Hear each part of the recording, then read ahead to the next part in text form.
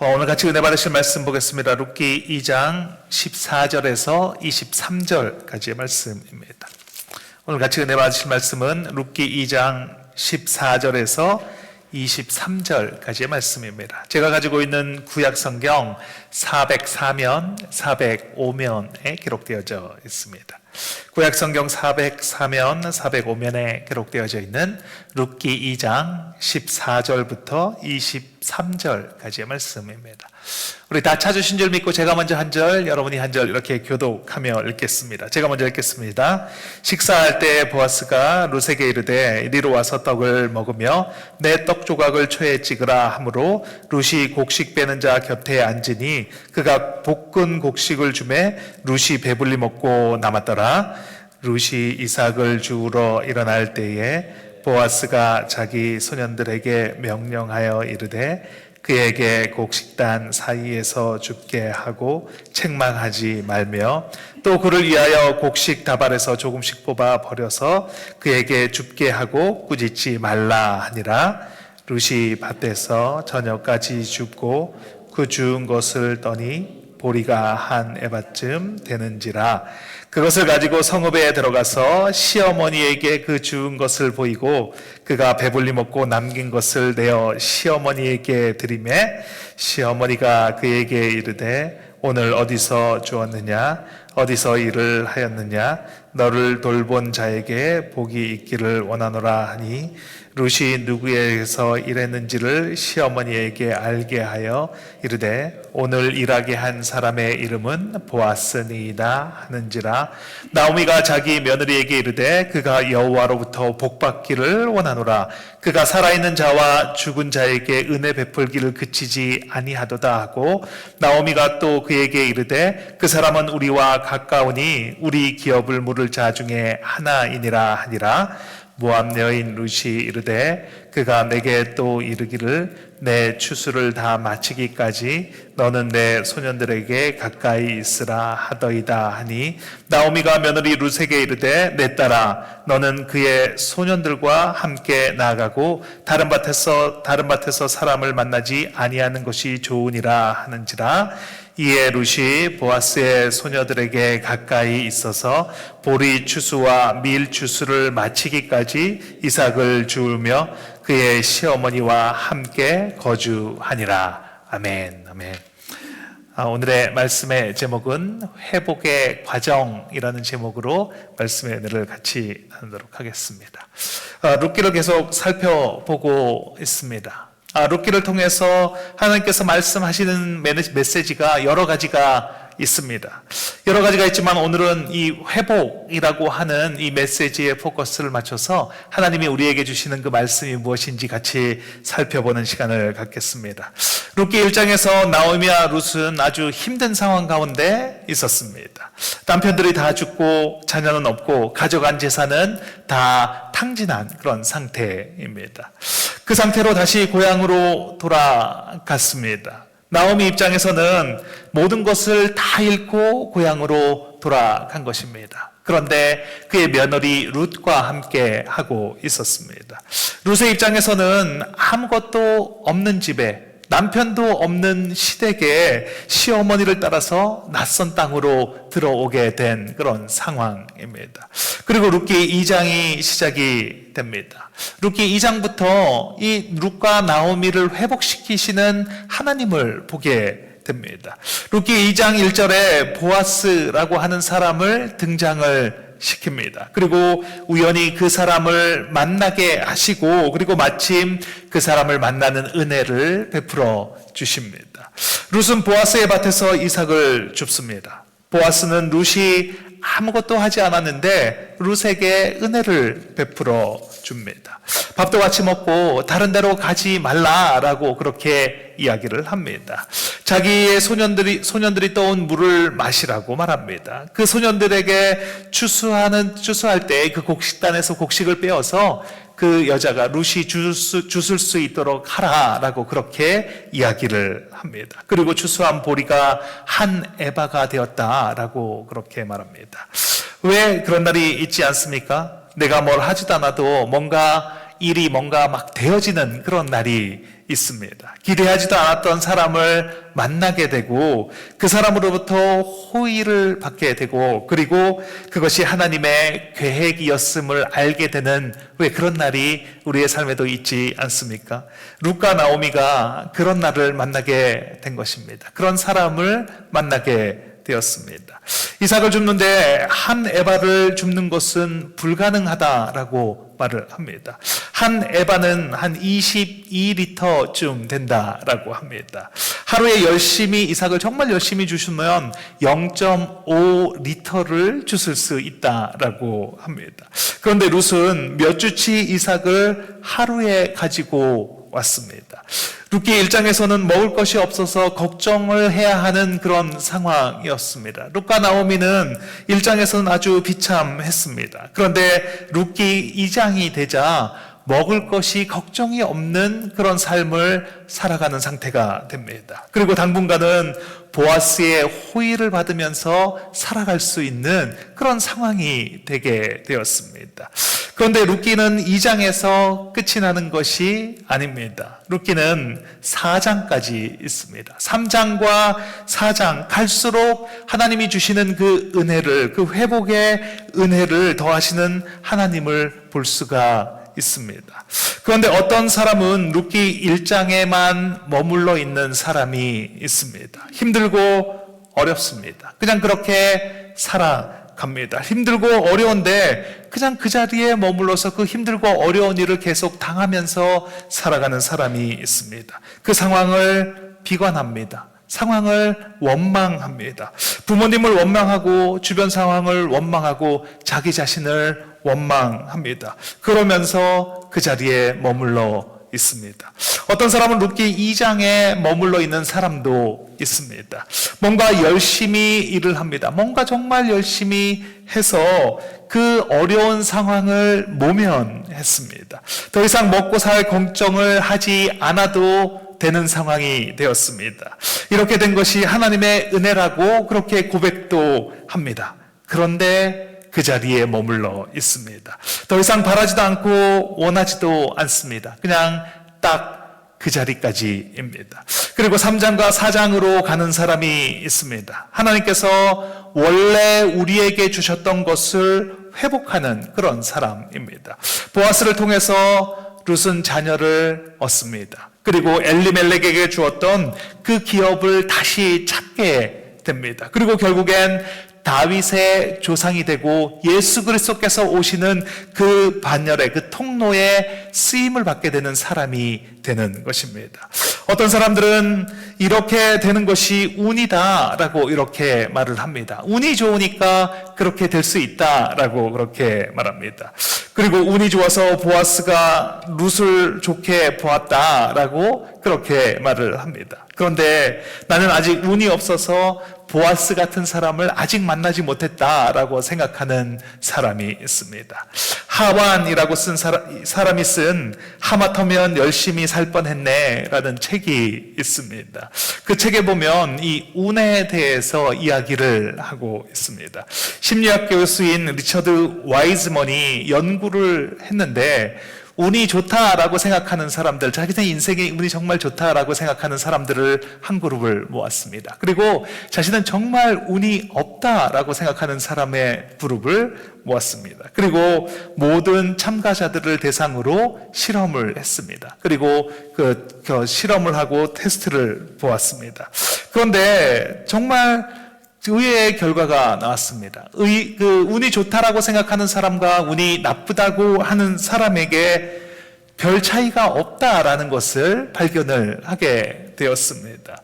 주어지는 행운은 공평하게 주어지고 기회도 공평하게 찾아온다라는 것을 알게 되었습니다. 그런데 딱 한 가지 실험에서 이 운이 좋다라고 생각하는 사람과 운이 나쁘다고 생각하는 사람의 차이가 있었습니다.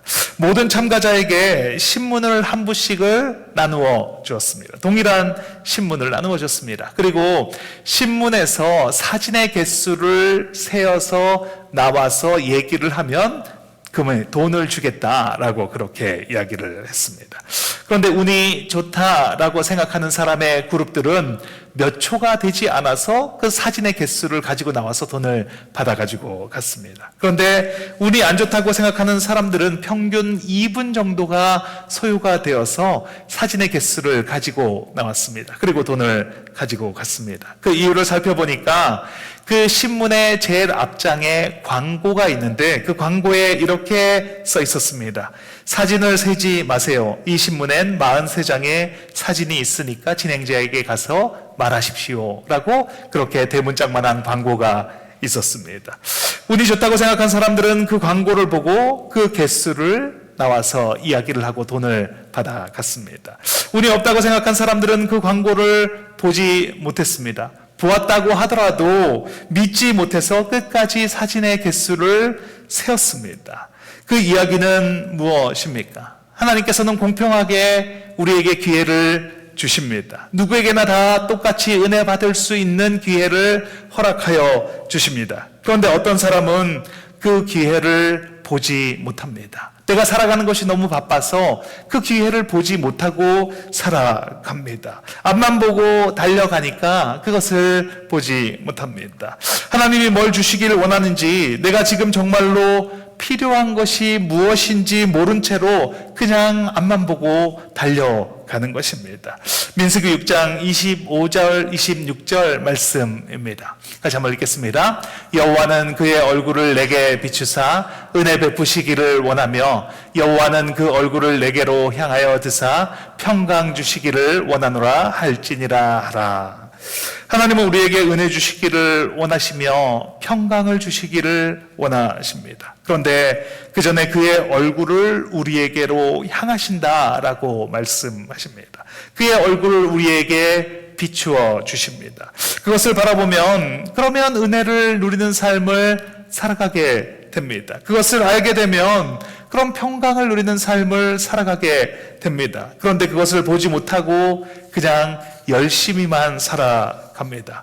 오늘 본문의 말씀을 통해서 하나님이 주시는 은혜를 누리며 살아가시는 저와 여러분이 되시기를 바랍니다. 오늘 말씀을 통해서 하나님의 은혜를 모두 다 누리며 살아가시는 저와 여러분이 되시길 예수님의 이름으로 축원드립니다. 첫째, 한결같은 사람에게 베푸시는 은혜입니다. 같이 한번 읽겠습니다. 한결같은 사람에게 베푸시는 은혜. 어떤 사람은 룻기 1장에 머물러 있는 사람이 있다라고 말씀을 드렸습니다. 열심히 사는데 별로 달라지는 것이 없습니다. 하나님께서 주시는 페이버, 그 호의가 있는데 그런데 그것을 하나도 누리지 못하고 살아가는 사람들입니다. 그래서 룻기 2장으로 넘어가지 못하고 불평하고 원망하며 삶을 살아갑니다. 그런데 어렵고 힘든 상황을 지혜롭게 통과하는 사람들이 있습니다. 하나님이 주시는 은혜가 있습니다. 모든 힘든 과정마다 하나님이 주시는 그 은혜로 그 상황들을 넘기는 사람들이 있습니다. 왜 그렇습니까? 왜 이 사람들은 그 과정을 넘기고 새로운 단계로 접어드는 삶을 살아갈 수 있습니까? 어떤 사람은 그곳에서 왜 벗어나지 못하는 것입니까? 한결같다라는 말을 들어보셨습니까? 한결같다라는 말은 이 결이 같다라는 말입니다. 나무도 결이 있고 물에도 결이 있습니다. 그래서 결이 너무 이쁘다 혹은 또 물결이 세다 뭐 이런 이야기를 하면서 살아갑니다. 그런데 사람에게도 이 결이 있다라는 것입니다. 결이 만들어지는 것은 금방 만들어지지 않습니다. 여러 번 반복하고 또 반복하고 그 반복을 계속 거듭하면서 이 결이 만들어지게 됩니다. 그러니까 이 오랜 시간을 거쳐서 결이 만들어지기 때문에 한 번 만들어진 이 결은 또 쉽게 변하지 않습니다. 그래서 그 사람이 어떤 결의 사람인지를 보려면 한참을 지켜보아야 합니다. 그래야 이 사람이 어떤 결을 가진 사람인지를 알아볼 수가 있게 되는 것입니다. 안살롬 그린이 쓴 딱 알맞게 살아가는 법이라는 책에서 내면의 결과 이 외면의 결이 다른 사람에 대해서 이야기하는 것을 볼 수가 있습니다. 사람은 자기가 생각하고 있는 나의 모습과 실제의 모습, 이 두 가지 면이 있다라고 말을 합니다. 내가 생각하는 나의 모습은 내가 되고자 하는 나의 모습입니다. 이렇게 되었으면 좋겠다라고 바라는 모습입니다. 그리고 실제 나의 모습은 그냥 현재 다른 사람이 바라보는 나의 모습입니다. 내 모습 그대로의 모습입니다. 그런데 내면의 자신과 실제 자신의 모습이 같은 사람도 있지만 그 차이가 아주 심하게 벌어지는 그런 사람도 있다라는 것입니다. 많은 사람들이 최고가 되고 싶어 합니다. 특별한 존재가 되고 싶어하는 꿈을 꿉니다. 그 이유는 버림을 받은 기억 때문이다라고 말을 합니다. 버림받은 경험이 있는 사람은 자신이 최고가 되어야 한다라는 그런 강박관념에 시달리게 됩니다. 특별한 존재가 되고자 하는 그런 욕심을 가지게 됩니다. 그 이유는 나는 이제 더 이상 버림받고 싶지 않다라는 것이 내재되어 있기 때문입니다. 내가 최고가 되면 이제 더 이상 나는 버림받지 않을 거야. 내가 최고가 되고 그리고 나를 좋아하는 사람들이 많아지면 그러면 버림받지 않을 수 있게 된다라고 믿기 때문입니다. 그래서 최고가 된 나를 만들어냅니다. 특별한 존재가 된 나를 상상합니다. 그리고 그것이 진짜 자신인 양 착각을 하게 됩니다. 이렇게 내면의 자신과 실제의 자신의 모습이 차이가 점점 벌어져서 아주 많이 벌어지게 되면 이것을 안셀름은 우울증이다라고 그렇게 진단을 합니다. 우울증은 과장된 자신의 모습에서 괴로움을 겪는 영혼이 도와달라고 외치는 요청이다라고 그렇게 이야기를 합니다. 그러니까 우울증은 내면의 결과 외면의 결이 너무 다를 때 나타나는 증상이 바로 우울증이라는 것입니다. 우리도 살아가면서 이런 사람들을 만나게 됩니다. 지난주까지는 아주 좋았습니다. 정말 반갑게 인사도 나누고 기분 좋게 헤어지기까지 했습니다. 그런데 다음 주에 다시 만났는데 모르는 척을 합니다. 우리가 언제 인사를 나눈 적이 있냐라는 식으로 상대방을 대하는 그런 사람이 있습니다. 또 분명히 이렇게 하자고 결정을 했습니다. 좋다라고 동의도 다 했습니다. 그런데 다음 주에 만나면 언제 그렇게 했냐는 듯이 완전히 다른 이야기를 하는 사람이 있습니다. 이런 사람을 전문 용어로 도라이라고 얘기를 합니다. 이런 사람을 만나면 아주 잘해 주어야 합니다. 이런 사람은 마음의 결과 실제 삶의 결이 다른 사람이기 때문입니다. 마음이 어긋나 있는 사람이기 때문입니다. 이런 사람들의 마음은 이 마음이 마비가 된 상태입니다. 감각이 마비가 되어 있는 상태입니다. 그래서 그 아픔 속으로, 자신의 아픔 속으로 들어가지를 못합니다. 그래서 겉에만 머물러 있고 아픔을 제대로 체험할 수 있는 기회가 인생에 없습니다.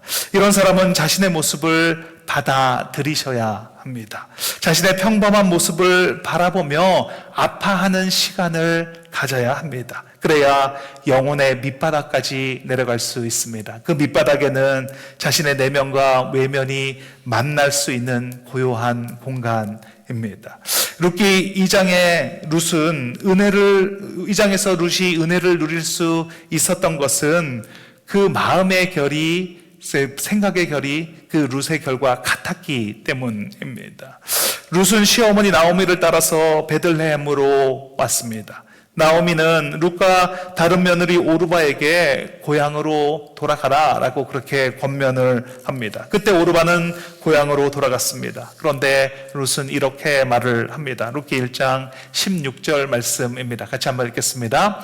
어머니께서 가시는 곳에 나도 가고 어머니께서 머무시는 곳에서 나도 머물겠나이다.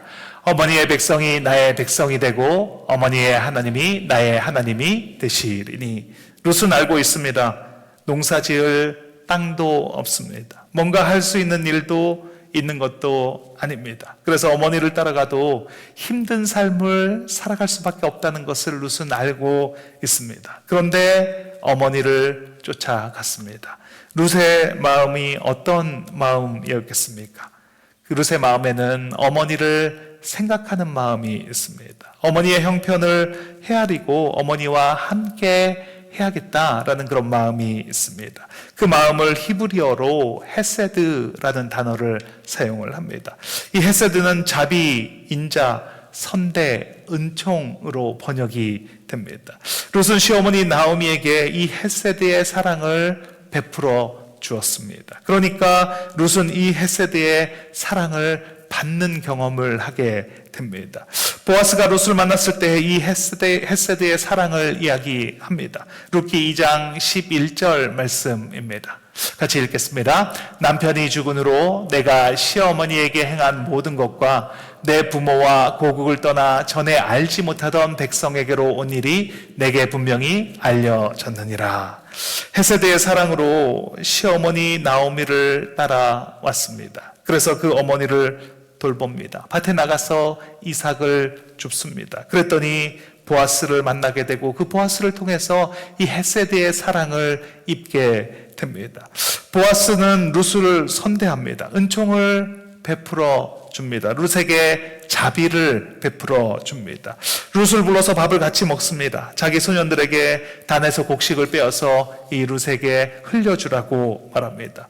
보아스가 룻에게 이렇게 해야 할 의무가 있는 것이 아닙니다. 그리고 보아스가 모든 사람에게 이렇게 하는 것도 아닙니다. 이 헤세드의 사랑은 자기 희생이 있어야만 할 수 있는 사랑입니다. 룻이 시어머니 나오미를 따라갈 수 있었던 것은 자기의 인생을, 자기의 삶을 희생한 그 희생이 있었기 때문입니다. 보아스가 베풀어 주려고 하는 이 헤세드의 사랑도 자기의 희생이 있어야 합니다. 자기의 물질의 희생이 있어야만 할 수 있는 그 사랑입니다. 누가 이런 헤세드의 사랑을 베풀며 살아갈 수가 있습니까? 그것은 결이 같은 사람입니다. 마음의 결과 이 바깥의 결이 같은 사람만이 이 헤세드의 사랑을 베풀며 살아갈 수가 있는 것입니다. 그 사랑을 베풀어 준 사람이 이 헤세드의 사랑을 입으며 살아가는 것입니다. 룻기 2장에서 룻과 나오미가 헤세드의 사랑을 입을 수 있었던 것은 그들의 마음의 결이 같기 때문입니다. 마음과 삶이 같기 때문입니다. 하나님은 그런 사람에게 은혜를 베풀어 주십니다. 그리고 그런 사람에게 룻기 1장에서 2장으로 넘어가는 그런 은혜를 베풀어 주신다는 것입니다. 우리 모두 같은 결로 살아가심으로 하나님이 주시는 은혜를 누리며 살아가시는 저와 여러분이 되시길 예수님의 이름으로 축원드립니다. 둘째, 꿈꾸는 자에게 베푸시는 은혜입니다. 같이 한번 읽겠습니다. 꿈꾸는 자에게 베푸시는 은혜. 룻기 2장의 삶도 괜찮습니다. 호의를 베풀어 주는 사람이 있습니다. 은혜를 누리며 살아갑니다. 먹고 살 걱정도 없습니다. 그런데 인생이 이렇게 끝나지는 않습니다. 룻기 2장 23절 말씀입니다. 같이 한번 읽겠습니다. 이에 룻이 보아스의 소녀들에게 가까이 있으라. 보리 추수와 밀 추수를 마치기까지 이삭을 주우며 그의 시어머니와 함께 거주하니라. 2장 마지막 절에 보니까 보리 추수와 밀 추수가 끝나는 시간이 있다라고 그렇게 말을 합니다. 이 땅에서 은혜를 잊고 살아갑니다. 주시는 은혜를 누리면서 살아갑니다. 그런데 이것이 끝나는 날이 있다라고 말씀하고 있는 것입니다. 룻과 나오미가 이제 먹을 것이 해결이 되었으니 이렇게 살면 되겠다라고 생각하면 어떻게 되겠습니까? 추수할 때가 끝나는 때에는 어떻게 하겠다는 것입니까? 더 이상 주우러 갈 이삭이 없는 그런 계절에는 그럼 어떻게 할 수 있단 말입니까? 우리의 인생에 끝이 있습니다. 누구도 그 끝을 피할 수가 없습니다. 우리는 모두 죽음을 향해서 한 걸음씩 걸어가고 있는 중입니다. 이 땅에서 죽던 이삭을 더 이상 죽지 못하는 때가 온다라는 것입니다. 그때 나는 어떻게 합니까? 나오미는 추수때가 끝나는 것을 이렇게 준비하고 있습니다. 기업을 물을 자를 통해서 가문을 이어가려고 합니다. 기업 물을 자를 통해서 추수가 끝나는 것을 예비하고 준비하려고 합니다. 기업 물을 자를 히브리어로는 고엘이라고 이야기를 합니다. 이 고엘이란 말은 누군가 대신해서 값을 치러주는 사람을 고엘이라고 얘기합니다. 이 고엘 제도는 레위기 25장에 보면 잘 나타나 있습니다. 레위기 25장 25절 말씀입니다. 같이 한번 읽겠습니다. 만일 나의 형제가 가난하여 그의 기업 중에서 얼마를 팔았으면 그에게 가까운 기업 물을 자가 와서 그의 형제가 판 것을 물을 것이요. 기업을 물을 자는 누군가 친족 중에서 살기가 힘들어졌을 때, 그래서 유산으로 물려받은 땅을 팔게 되었을 때, 그때 가까운 친족 중에 누군가가 가서 그 땅을 값을 주고 사와서 그 사람에게 돌려주는 것을 이야기합니다. 또 어떤 사람이 가난한데 팔 땅도 남지 않아서 자기 자신을 노비로 팔았을 때 가까운 친족 중에 누군가가 가서 그 돈을 지불하고 그 사람을 다시 사와서 그 노예의 신분에서 해방시켜 주는 것, 그것을 고엘이라고 말하는 것입니다. 또 누군가 친척 중에서 결혼을 했는데 자녀가 없이 남자가 죽었다면 그 아내를 맞아들여서 그 아내와 결혼을 해서 그 후손을 이어갈 수 있도록 해주는 것, 그 친족의 대를 이어갈 수 있도록 해주는 것, 그것이 바로 고엘, 기업을 물을 자라는 것입니다. 이것은 약자를 향한 하나님의 배려입니다. 오늘 본문에서 나오미는 보아스가 호의를 베풀어 주자 보아스가 고엘이 될지도 모르겠다라고 그렇게 생각을 합니다. 룻기 2장 20절 말씀입니다. 같이 읽겠습니다. 나오미가 또 그에게 이르되 그 사람은 우리와 가까우니 우리 기업을 물을 자 중에 하나이니라 하니라. 나오미가 꿈을 꾸기 시작을 합니다. 보아스가 기업을 물을지 모르겠다. 보아스가 우리의 가문을 살려줄 자가 될지도 모르겠다라는 그런 마음이, 그런 꿈이 그의 안에서 생겨나기 시작을 합니다. 이렇게 꿈을 꾸기 시작을 합니다. 신앙생활의 현실에 만족하는 것은 아닙니다. 신앙생활은 현실에 만족하는 것이 아닙니다. 여기가 좋사오니 여기에 오두막식을 짓겠습니다. 이렇게 만족하면서 사는 것이 신앙생활이 아닙니다. 그렇게 살아가려면 룻기 2장에서 벗어날 수가 없습니다. 그런데 나오미는 꿈을 꾸기 시작을 합니다. 룻기 1장에서 나오미는 꿈이 없습니다. 그래서 나오미 자신이 이렇게 얘기를 합니다. 나를 나오미라 부르지 말고 나를 마라라 부르라. 나를 쓴 사람이라고 부르라 라고 합니다. 그리고 2장에서도 나오미는 이삭을 주우러 나가지 않습니다. 며느리 룻만 밭으로 보내고 자신은 집에 머물러 있습니다. 그가 나이가 너무 많이 들었거나 병이 든 것도 아닙니다. 이삭을 못 주울 정도로 힘이 없는 것도 아닙니다. 그런데 이삭을 주우러 나가지 않습니다. 왜 그렇습니까? 꿈이 없으니까, 의욕이 없습니다. 이삭을 주우러 나가려고 하는 그런 기운이 없습니다. 그런데 꿈을 꾸기 시작하자 3장에서 나오미는 완전히 다른 사람으로 바뀌어지게 되는 것을 보게 됩니다. 능동적으로 변하게 됩니다. 누가 뭘 시켜서 하는 것이 아니라 자기가 알아서 이렇게 하고 저렇게 해야 된다라고 룻을 시키기 시작을 합니다. 보아스가 이렇게 하면 너는 이렇게 하고 이렇게 코치를 하기 시작을 합니다. 꿈을 꾸면 의욕이 생기게 됩니다. 꿈을 꾸면 의지가 생겨나는 것입니다. 삶에 의욕이 없다면 꿈을 꾸게 되시기를 바랍니다. 뭔가 수동적인 삶을 살아가고 계신다면, 그렇다면 꿈을 꾸게 되시기를 바랍니다. 하나님은 우리가 룻기 2장에 머무르기를 원하시는 분이 아닙니다. 룻기 3장과 4장을 통해서 우리의 꿈을 이루며 살아가기를 원하시는 분이 우리의 하나님이십니다. 그렇기 때문에 예수 그리스도를 이 땅 가운데 보내주신 것입니다.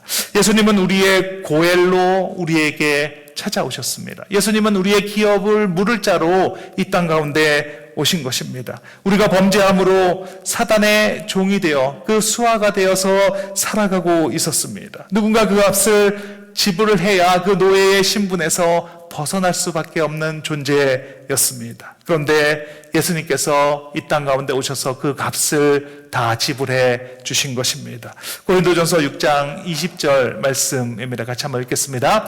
값으로 산 것이 되었으니 그런즉 너희 몸으로 하나님께 영광을 돌리라.